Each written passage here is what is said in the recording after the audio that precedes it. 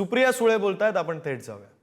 देशामध्ये महाराष्ट्राला एक नंबरला त्यांनी न्यावं एवढी आमची अपेक्षा आहे आणि दुसऱ्या कुठल्या राज्यात महाराष्ट्राचा हक्क त्यांनी दुसऱ्या कुठल्याही राज्याला देऊ नये। राज्य महाराष्ट्राचं आहे तर महाराष्ट्राचा मान सन्मान आणि हक्क हा त्यांनी तो ठेवला पाहिजे एवढी आमची अपेक्षा आहे। आणि दुसरी महत्त्वाची गोष्ट की काल देवेंद्रजी असं म्हणाले की लाडकी बहीण योजना ते त्याचे 2100 रुपये ते सुरू करणार आहेत लवकरात लवकर।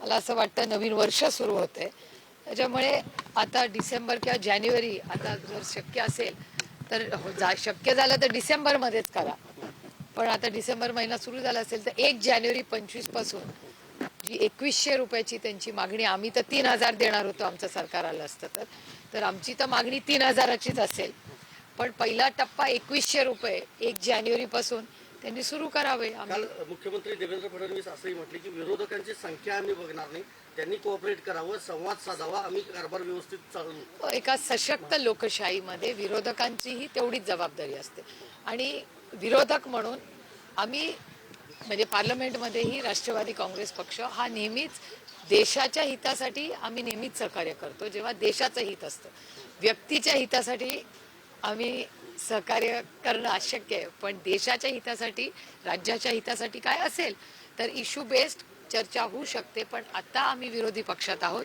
आम्ही तो मॅन्डेट फार खुशीने नाही, कारण का अनेक ठिकाणी असंही झालेलं आहे कॅन्डिडेट्समध्ये की मतदानामध्ये काही गॅप्स आहेत, त्याच्यामुळे हा मॅन्डेट आम्ही पूर्णपणे मान्य करतो का तर नाही। याचं कारण अनेक लोक रिकाउंटिंगसाठी गेलेले आहेत, अनेक लोकांचं म्हणणं आहे म्हणजे आता संग्राम थोपटेंचं उदाहरण बघा, भोर तालुक्यामध्ये एका बूथवर 1 मत जे संग्राम थोपटेंना पडले हे अशक्य आहे। त्याच्यानंतर माळशेर असल्याची घटना झाली, जे मतदान घेण्याचा प्रयत्न जो केला तो लोकशाही पद्धतीने होता, तर पोलिसांनी त्याच्यात दबाव तंत्र केलं, ते थांबवलं मतदान करणं।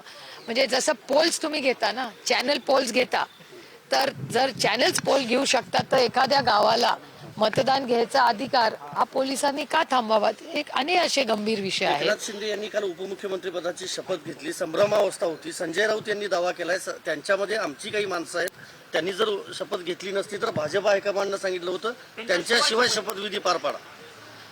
शक्यता नाकारता येत नाही, कारण का एक आमंत्रण फिरत होतं व्हॉट्सॲपवर, त्याच्यात 2च नावं होती। त्याच्यामुळे नक्की काय झालं, काल मी खरं तर पार्लमेंटमध्ये 2 महत्त्वाच्या विषयांवर चर्चा होती, त्याच्यात मी दिवसभर व्यस्त होते, कारण बरेच आरोप प्रत्यारोप दोन्ही बाजूनी काल चालले होते, त्याच्यामुळे मला फारशी माहिती नाही, पण एक व्हॉट्सॲपवर फिरत होतं ते आता खरं इन्व्हिटेशन आहे का नाही हे मला माहिती नाही। 1980 साली देखील अशाच पद्धतीने विरोधकांचं संख्याबळ नव्हतं, आता त्यावेळेस मृणाल गोरे, निहाल अहमद, स्वतः शरद पवार साहेब यांना देखील विरोधी पक्षनेतेपद देण्यात आलं होतं। आता यावेळेस तसं होईल का, काय वाटतं महाराष्ट्र? हा प्रश्न तुम्हाला भारतीय जनता पक्षाला विचारावा लागेल, त्यांना विचारावं लागेल तुम्हाला। शेतकरी दिल्लीत कूच कोण आहे साहेब, पुढे गेले का?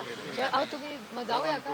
हो हो हो विचारा ना, नाही तर सिद्धेशला फोन करा, आपण सगळे जाऊ। हां, शेतकरी दिल्लीत कूच करतायत 10 महिन्याच्या प्रतीक्षेनंतर आज त्यांना थांबवलं हो, गेलं। पण हे शेतकरी विरोधी सरकार आहे हे आपण सगळेच अनेक दिवस म्हणजे आम्ही तर सोयाबीनच्या बाबतीत कालही चर्चा झाली पार्लमेंटमध्ये, त्याच्यामुळे सोयाबीन आणि कपासाला हक्काचा जो निधी किंवा त्याचं जे विकत घ्यायला पाहिजे याच्यामध्ये अडचणी आहेतच नाही, आपण सगळ्यांनीच पाहिलेलं आहे।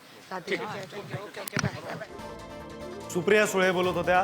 सुप्रिया सुळे यांनी नव्या सरकार संदर्भात सुद्धा वक्तव्य केलेलं आहे, तर लाडक्या बहीण योजनेचे 2100 रुपये लवकरात लवकर लागू करा अशी मागणी सुद्धा त्यांनी केली।